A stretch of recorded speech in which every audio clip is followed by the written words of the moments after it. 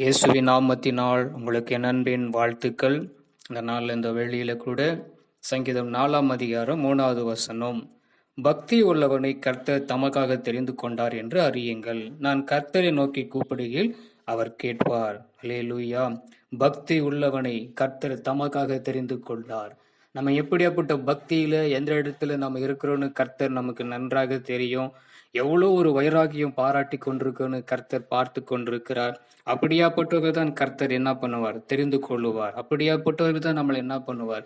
அவர் எப்படி எந்த இடத்துல கர்த்தர் நம்மளை தெரிந்து கொண்டார் என்று பார்க்கும் பொழுது, பக்தி உள்ளவனா இருக்கிற நம்மளை, வைராக்கியம் பாராட்டுகிற நம்மளை கர்த்தர் நம்மை தெரிந்து கொண்டது மாத்திரமில்லை, அவருடைய பக்தியில அவருடைய நாமத்தை தரிக்க வேண்டும் என்று அவர் நம்மளை அறிந்திருக்கிறார். அதனால நாம் அறிந்து கொள்ளப்பட வேண்டும்.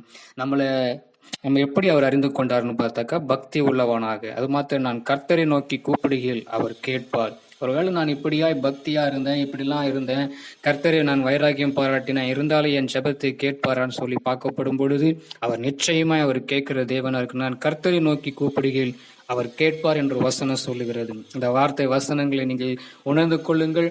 நம்ம பக்தி உள்ளவனா இருக்கிறதா கர்த்தர் நம்மளை தெரிந்து கொண்டிருக்கிறார். ஆமென்.